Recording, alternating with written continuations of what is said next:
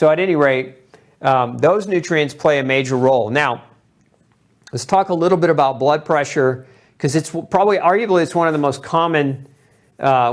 commonly treated forms of cardiovascular disease. So we know that gluten can cause high blood pressure, and I want to share with you this cycle. So I just showed you, right, gluten can cause nutritional deficiencies, okay, that can lead to an increase in blood pressure. So again, what were those nutritional deficiencies that can cause elevations in blood pressure? They were the electrolytes, the calcium, the magnesium, the potassium, right? They were the, as well, the CoQ10, which we know CoQ10 can elevate blood pressure. We know B vitamins can also contribute to, deficiencies can contribute to elevations in blood pressure. So again, this is secondary, right? Gluten induces nutritional deficiencies. These deficiencies can create elevations in blood pressure. Now, what's very typical is you go to a doctor because you're having some symptoms. They measure your blood pressure. They see that it's elevated. So instead of asking about these things, they go right to prescribing medicine, okay? Prescribing blood pressure medication. And there are different classes of BP medication or blood pressure medication, but a real common are diuretics, okay? Diuretics, like furosemide is an example. Lasix is another example of, classic. Hydrochlorothiazide is a diuretic. So there are a number of different diuretics, again, class of medications. Diuretics create water loss, right? So what are they doing by creating water loss? When you create water loss, you reduce pressure. This is reducing blood pressure, right? Because the less fluid volume running through your body, the less pressure on the arterial tree. So reducing blood pressure through water loss. But what also happens through that water loss is all those nutrients that are water soluble. So water soluble nutrients are depleted. Okay, well, what is a water soluble nutrient? All of your water soluble vitamins, all of your B vitamins are depleted by diuretics. And then your electrolytes, which again is what we just talked about. Your electrolytes, calcium and magnesium, are depleted. Potassium, some diuretics are potassium sparing, but many of them are not. And so by the nature of taking the medicine, you actually create the nutritional deficiency. Again, here, medicine creating nutritional deficiency. That nutritional deficiency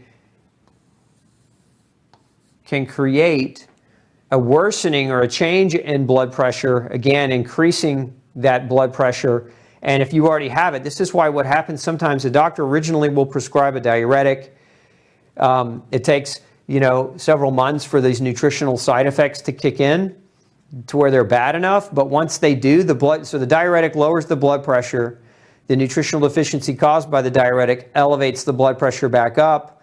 Now you're back at the doctor, and now they want to give you another medicine. So they want to give you another class of medication commonly given are called ARBs. ARBs, also known as angiotensin receptor blockers. These types of medications lower blood pressure through the hormone cascade of angiotensin, which is a hormone affected by kidney function.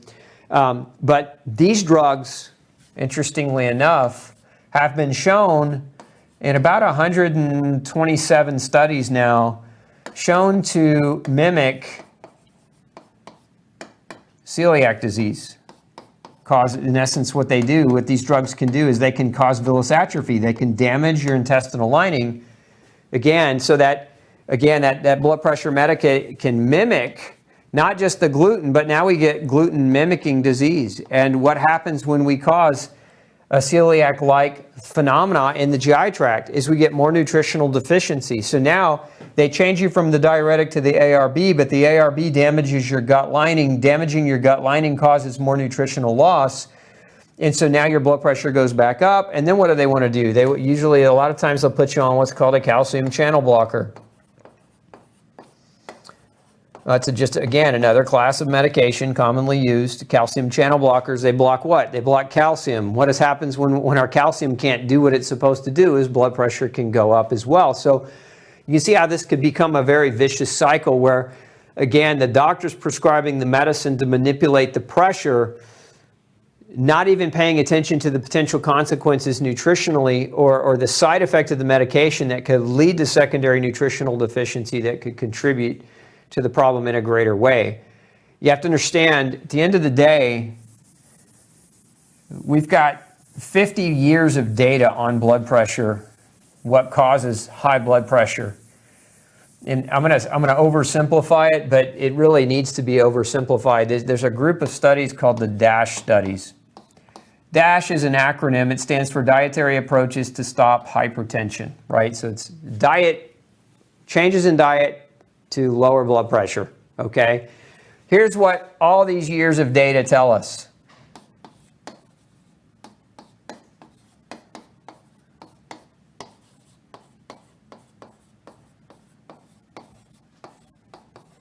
Okay, this is the end result of all those years of the DASH study.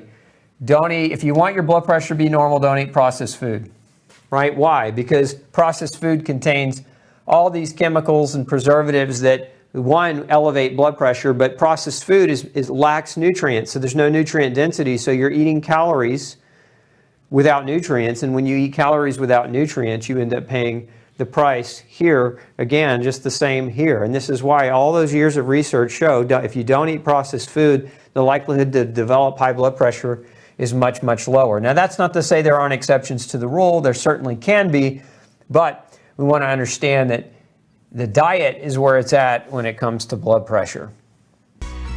Hey, don't forget to check out the rest of the series right here. Make sure you hit subscribe below. And as always, thanks for tuning in.